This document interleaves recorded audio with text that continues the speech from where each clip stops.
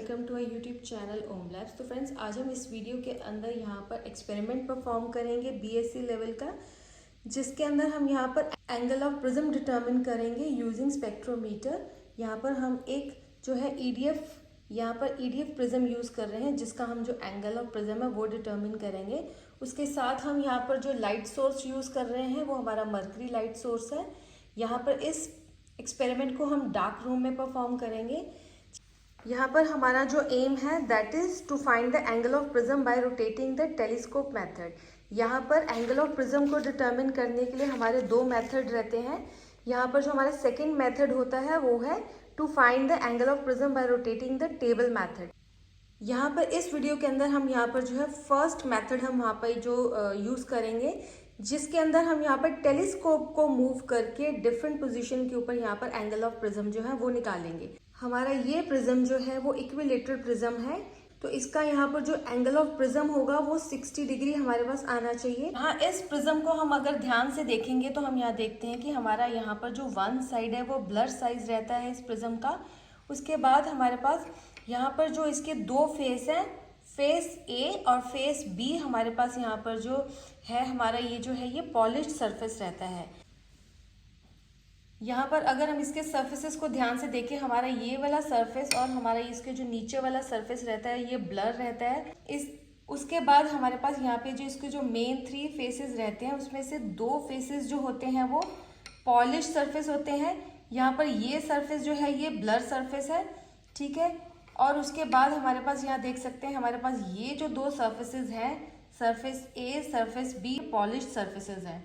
यहाँ पर angle of prism को डिटरमिन करने के लिए सबसे पहले हम यहाँ पर जो अपना लाइट सोर्स है हमने यहाँ पर जो है उसे ऑन कर रखा है। और अब हम यहाँ पर अगर स्पेक्ट्रोमीटर को ऑब्जर्व करें तो ये हमारा कॉलीमेटर रहता है। कॉलीमेटर के आगे हमारे पास एडजस्टेबल स्लिट रहता है। ये हमारा प्रिज्म टेबल है। यहाँ पर हम प्रिज्म या ग्रेटिंग को यहाँ पर जो है प्लेस करते हैं, जिसके अंदर हमारे पास यहाँ पर टू विंडोज जो है वो रीडिंग्स के लिए दी जाती हैं, विंडो 1 और यहाँ पर जो है विंडो 2 दिया जाता है। यहाँ पर अगर हम ध्यान से देखें तो अगर हम इसके यहाँ पर जो है स्केल रीड करने की कोशिश करें तो आप देख सकते हैं ये हमारा जो नीचे वाला स्केल रहता है, ये हमारा जो स्केल होता है, ये क्योंकि ये एंगुलर स्केल है यहाँ पर हमारा, तो इट लाइज बिटवीन 0 to 360। यही स्केल का 0 है और यही यहाँ पर जो है 360 यहाँ पर जो है वो लाई करेगा। उसके बाद आप देख सकते हैं 0 से लेके 10, 20, 30 और वापस अगर हम यहाँ पर घूम के आएंगे तो इससे पीछे वाली जो हमारी डिवीजन होगी, यहाँ पे कैमरा पे थोड़ा विजिबल नहीं है, तो दैट विल बी 350। उसके बाद 350 हमारा यहाँ पर होगा।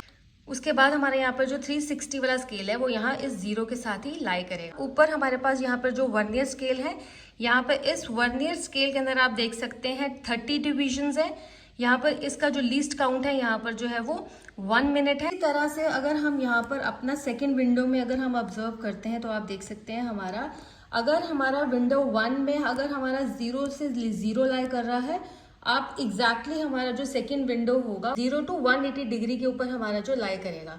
यहाँ पर दोनों विंडोज का यहाँ पर जो दोनों वर्नियर स्केल की जो रीडिंग होगी उसका जो डिफरेंस होगा it must be equal to 180। इन दोनों का जो रीडिंग्स का जो डिफरेंस होगा वो 180 डिग्री ही यहाँ पर होना चाहिए। अब मैंने यहाँ पर जो लाइट है उसे ऑफ कर दिया। उसके बाद अब हम यहाँ पर कॉलीमेटर है, उसके आगे हमारे पास एडजस्टेबल स्लिट है, ये हमारा प्रिज्म टेबल है। उसके बाद हमारे पास यहाँ पर एक टेलीस्कोप है। इस टेलीस्कोप के साथ इधर यहाँ पर एक जो है वो फोकस नॉब दिया जाता है। इसी तरह से आप देखेंगे कि कॉलीमेटर के साथ भी हमारे पास एक फोकस नॉब है। सबसे पहले इस एडजस्टेबल स्लिट की हेल्प से हमें यहाँ पर जो है बिल्कुल थिन स्लिट हमें बनाना है और हमें यहाँ पर इस टेलीस्कोप को बिल्कुल एग्जैक्टली पैरेलल रखना है कॉलीमेटर के, और यहाँ पर जो हमें फाइन स्लिट जो है वो ऑब्जर्व करना है।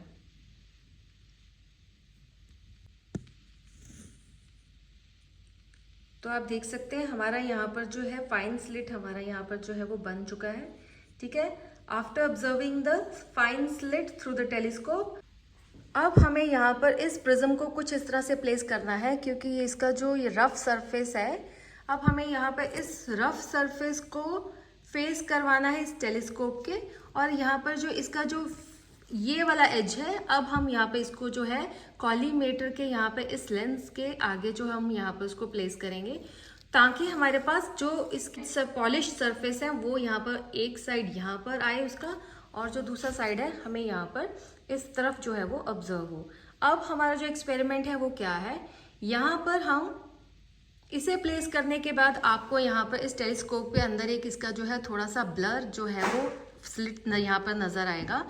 उसको ऑब्जर्व करने के बाद अब हमारा जो नेक्स्ट स्टेप क्या होगा, अगर मैं यहाँ पर इस टेलीस्कोप को यहाँ पर मैं इस तरफ यहाँ पर लेफ्ट साइड पे लेके जाती हूँ और सेकेंड टाइम मैं इसे राइट साइड पे यहाँ पर लेके जाऊँगी, तो फॉर से कि अगर मेरा यहाँ पर जो ये वाला सरफेस है वो मेरा यहाँ पर AB सरफेस है और वहाँ पे मेरा जो है वो AC सरफेस है, ठीक है। ये पॉइंट हमारा A होगा, ये हमारा AB सरफेस है और वो हमारा जो है वो AC सरफेस है।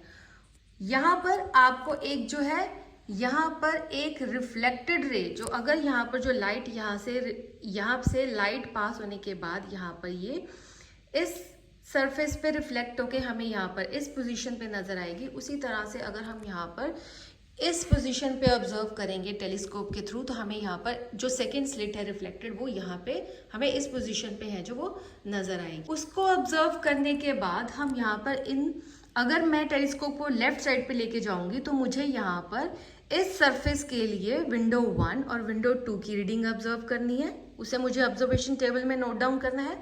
उसी तरह से इस टेलीस्कोप को मैं यहाँ पर अपने राइट साइड पे लेके आऊंगी तो मुझे यहाँ पर सरफेस AC के लिए मुझे यहाँ पर विंडो 1 और विंडो 2 की जो रीडिंग्स है उन्हें ऑब्जर्व करना है और अपने ऑब्जर्वेशन टेबल में नोट डाउन करना है। तो यहाँ पर अब मैं इस टेलीस्कोप को यहाँ पर मैं अपने लेफ्ट साइड पे लेके जाऊंगी और मुझे यहाँ पर कॉन्टिन्यूसली इस टेलीस्कोप के थ्रू देखना है कि मुझे कहाँ पर जो है मुझे एक फाइन स्लिट जो है वो नज़र आता है। तो यहाँ पर सरफेस AB के लिए यहाँ पर जो मुझे फाइन स्लिट है वो यहाँ पर ऑब्जर्व हुआ है। अब मुझे यहाँ पे इसको ऑब्जर्व करने के बाद अपनी यहाँ पर जो है विंडो के ऊपर हमें यहाँ पर दोनों विंडोज़ की जो रीडिंग्स है उसे नोट डाउन करना है। ये था हमारा इंस्ट्रक्शन मैनुअल, जिसके अंदर हमें यहाँ पर जो इसका ऑब्जर्वेशन टेबल और इसका जो प्रोसीजर है थियोरी हमें यहाँ पर कंप्लीट यहाँ पे दी जाती है, ठीक है। आप इसको अपनी प्रैक्टिकल नोटबुक में भी नोट डाउन कर सकते हैं। उसके बाद हम यहाँ पर देखेंगे कि हमारे पास यहाँ पर जो हमारे पास एंगल ऑफ प्रिज्म जो है हमारे यहाँ वर्नियर कांस्टेंट है वो यहाँ पर हमारे पास 0.5 डिग्री दिया गया है। उसके बाद आप देख सकते हैं यहाँ पर जो हमारी टेलीस्कोप की रीडिंग है यहाँ पे, क्योंकि हम यहाँ पर टेलीस्कोप मेथड की हेल्प से एंगल ऑफ प्रिज्म ऑब्जर्व कर रहे हैं, उसके लिए हम यहाँ पर देखेंगे कि हमारा फर्स्ट फेज फॉर से AB है, तो उसके लिए हमारे पास यहाँ पर V1 और V2 की जो रीडिंग है वो क्या आई है, ठीक है। ये हमारा मेन स्केल रीडिंग होगा। यहाँ पर आप पढ़ सकते हैं कि मैं अगर ऑब्जर्व करूँ कि मेरा यहाँ पर जो मेन स्केल के अंदर जो मेरा रीडिंग है वो क्या आया है, तो अगर हम यहाँ पर ऑब्जर्व करें तो आप देख सकते हैं हमारे पास यहाँ पर जो हमारा जो मेन स्केल की रीडिंग है वो 300 से ऊपर है। यहाँ पर हम यहाँ देखेंगे जो हमारा वर्नियर स्केल है और जो मेन स्केल की रीडिंग है वो किसके साथ यहाँ पर जो है कॉन्साइड कर रही है, तो हमारे पास यहाँ पर 301। तो यहाँ पर हमारे पास जो 0 to 30 डिवीजन जो वर्नियर स्केल के अंदर दी गई हैं, उसके लिए हमें यहाँ पर हमारी कौन सी डिवीजन जो है हमारा मेन स्केल के साथ कॉन्साइड कर रही है उसे हम यहाँ पर रीड करेंगे, वो हमारी रीडिंग V1 होगी। इसी तरह से मुझे यहाँ पर अपना सेकेंड विंडो के अंदर मुझे यहाँ पर जो है वो रीडिंग को नोट डाउन करना है कि हमारा यहाँ पर जो 0 है वो यहाँ पर किसके साथ यहाँ पर जो कॉन्साइड कर रहा है, और उसी तरह से हमारा वर्नियर स्केल की कौन सी डिवीजन जो है वो मेन स्केल के साथ कॉन्साइड कर रही है, उसी तरह से लीस्ट काउंट के साथ उसे मल्टीप्लाई करते हुए हमें यहाँ पर मेन स्केल की रीडिंग के अंदर जो है उसे ऐड करना है। इसी तरह से हम यहाँ पर डिफरेंट रीडिंग्स को हम यहाँ पे लेंगे, first reading, second reading, third reading, और हमें यहाँ पर उसका जो मीन है वो हम निकालेंगे। तो क्योंकि हम यहाँ पर अभी फेस AB के लिए हम यहाँ पर जो अपनी रीडिंग्स नोट डाउन कर रहे हैं, तो मैं यहाँ पर अपना दोनों स्केल को रीड करके अपने ऑब्जर्वेशन में नोट डाउन करूँगी कि हमारे पास जो रीडिंग्स हैं वो क्या आई हैं। अब यहाँ पर मैंने अपने फेस AB के लिए यहाँ पर टेलीस्कोप को इस पोजीशन पे रखने के बाद मैंने दोनों विंडोज़ की जो रीडिंग है उन्हें ऑब्जर्व कर लिया है। अब यहाँ पर सिमिलर वे में यहाँ पर इस टेलीस्कोप को राइट हैंड साइड पे लेके जाऊंगी और यहाँ पे इस पॉलिश सरफेस पे हमें जो रिफ्लेक्टेड रे मिलेगी उसे मैं यहाँ पर अपने राइट साइड पे जो है वो ऑब्जर्व करूँगी। अब मैंने यहाँ पर जो है मेरा जो पहली जो रीडिंग का सेट था, जब मैंने यहाँ पर इस टेलीस्कोप को यहाँ प्लेस किया और विंडो 1 और विंडो 2 की जब मैंने रीडिंग ऑब्जर्व कर ली, उसके बाद जब मैंने यहाँ इस टेलीस्कोप को दूसरे फेस एसी पे रखा तो मुझे जो स्लिट था वो मेरा ऑब्जर्व नहीं हो रहा था। इट मीन्स जो मेरी कहीं मिस्टेक थी वो थी कि ये जो टेबल है ये बिल्कुल या तो लेवल नहीं है, ठीक है। उसके साथ यहाँ पर ये स्क्रूज हैं, यहाँ पे इनकी हेल्प से या तो ये वाला जो स्पेक्ट्रोस्कोप है वो पूरे तरीके से यहाँ पर जो है हमारा वो लेवल नहीं है। उसके बाद फिर से यहाँ पर मैंने यहाँ पर इस स्पिरिट लेवल की हेल्प से यहाँ पर स्पेक्ट्रोमीटर के डिफरेंट पार्ट्स के ऊपर यहाँ पे इसे प्लेस करके यहाँ पर इसे इस स्पिरिट लेवल की हेल्प से उसे लेवल किया। उसके बाद उसी वे से मैंने यहाँ पर इस साइड पे यहाँ पर लेफ्ट साइड पे टेलीस्कोप को लाके दोनों रीडिंग्स ली यहाँ पर V1 और V2 की। उसी तरह से अब मैंने यहाँ पर इस टेलीस्कोप को अपने राइट साइड पर लेके आई हूँ ताकि मैंने यहाँ पर जो अपनी स्लिट है उसे ऑब्जर्व कर सकूँ। अब मुझे यहाँ पर जो अपनी जो दोनों तरफ जो स्लिट थी वो अच्छे से जो थी वो ग्रिड के साथ कोइंसाइड करते हुए मुझे यहाँ पे अच्छे से विजिबल थी। अब मैंने यहाँ पर अपने दोनों साइड V1 और V2 की जो रीडिंग्स हैं उन्हें यहाँ पे ऑब्जर्व कर लिया और अपने ऑब्जर्वेशन टेबल में जो है नोट डाउन कर लिया है। अब मैंने यहाँ पर ऑब्जर्वेशन टेबल में सारी रीडिंग्स जो है उसे नोट डाउन कर लिया है और अब हम यहाँ पर जो इसकी फर्दर कैलकुलेशंस है वो समझेंगे किस तरह से करनी है। अब यहाँ पर मैंने अपनी जो रीडिंग्स थी यहाँ पर V1 और V2 की for face AB and AC यहाँ पर नोट डाउन कर ली है। ये हमारी मेन स्केल की रीडिंग रहती है और यहाँ पर ये जो है हमारी कोइंसाइडिंग डिवीजन थी of vernier scale to main scale, ठीक है। वो हमारी 25 मिनट्स, ऐसे 15 मिनट्स और यहाँ पर 10 मिनट्स और 20 मिनट्स यहाँ पर जो है हमारी वर्नियर स्केल की जो रीडिंग थी, राइट। उसके बाद हमारे पास यहाँ पर जो हमारा डिग्रीज में है ये ठीक है, लेकिन अब हमें यहाँ पर इस 15 मिनट्स इन मिनट्स को हमें यहाँ पर जो है इन्हें डिग्री में कन्वर्ट करना है। और यहाँ पर इन्हें डिग्री में कन्वर्ट करने के लिए हम यहाँ पर पहले नोटिस करेंगे कि यहाँ पर हमारा जो मेन स्केल की जो रीडिंग है आप यहाँ देख सकते हैं। यहाँ पर जो मेन स्केल है, सपोज अगर मैं यहाँ पर इसे 0 पे यहाँ पर अगर मैं इसे इस 0 को वर्नियर स्केल के 0 को अगर मैं 70 पे रखती हूँ, ठीक है। 70 पे रखने के बाद आप यहाँ देख सकते हैं 70 to 80 हमारे पास यहाँ पर जो है 70 से लेके 80 तक हमारे पास डिग्रीज तो 10 डिग्रीज कवर हो रही हैं, लेकिन हमारे पास यहाँ पर जो इसकी जो डिविजन्स हैं वो 20 डिविजन्स हैं। इसी तरह से हमारे पास यहाँ पर इस मेन स्केल के अंदर आप नोट डाउन करेंगे कि हमारे पास यहाँ पर जो 30 डिविजन्स हैं, 30 डिविजन्स यहाँ पर जो है मेन स्केल की कितनी डिविजन्स यहाँ पर कवर कर रही हैं उसके बिहाफ पे हम यहाँ पर वर्नियर का लीस्ट काउंट और यहाँ पर मेन स्केल का जो लीस्ट काउंट है वो हम यहाँ पर नोट डाउन करेंगे कि हमें किस तरह से फाइंड आउट करना है। यहाँ पर आप देख सकते हैं स्पेक्ट्रोमीटर की अभी मैंने आपको बताई जो 10 मेन स्केल डिविजन थी that is equal to 10 degree.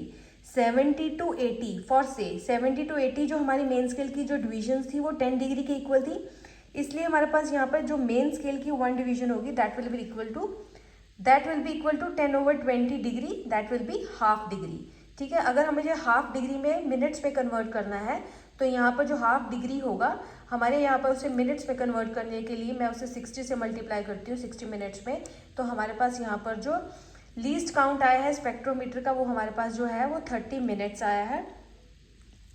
इसी तरह से आप देख सकते हैं लीस्ट काउंट जो हमारा वर्नियर स्केल का था, यहाँ पे हम देखेंगे कि हमारा जो 30 डिविजन्स हैं that is equal to 29 main scale divisions.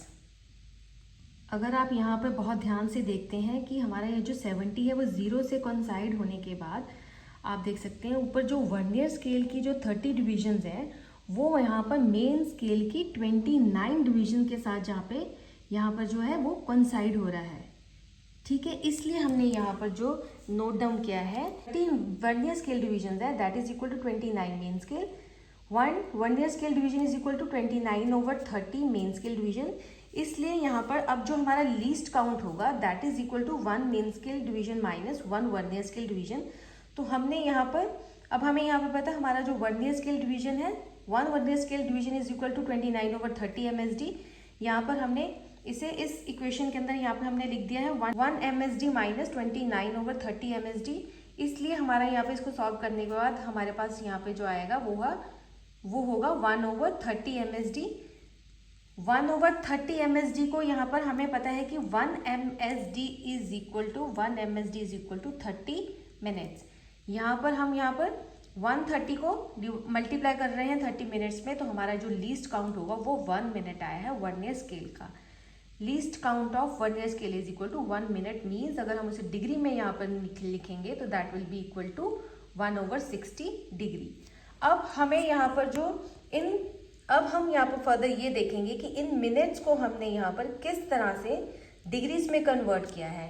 तो यहाँ पर तो आप यहाँ देख सकते हैं 113 डिग्री 25 मिनट से, तो मुझे उसे 1/60 डिग्री से उसे मैं मल्टीप्लाई करूँगी तो हमारे पास जो है डिग्रीज में यहाँ पर आंसर आ जाएगा। इस इक्वेशन को सॉल्व करने के बाद हमारे पास अगर 0.41 डिग्री आता है तो हमारे यहाँ पर जो है मेन स्केल की रीडिंग के अंदर वो ऐड हो जाएगा। इसी तरह से हम बाकी रीडिंग्स के अंदर भी हमारे पास यहाँ पे 73.5 डिग्री था, तो मुझे उसके जो मिनट्स थे 10 मिनट्स थे उसे डिग्रीज में कन्वर्ट करने के लिए हमारे पास 0.66 आया। 73 में मुझे 73.5 में मैंने उसे ऐड किया तो हमारे पास यहाँ ये आंसर आया है। इसी तरह से हमने V1 V2 की जो दोनों फेसेस के लिए यहाँ पर जो डिग्रीज के अंदर जो हमारे जो आंसर्स हैं वो कुछ इस तरह से है।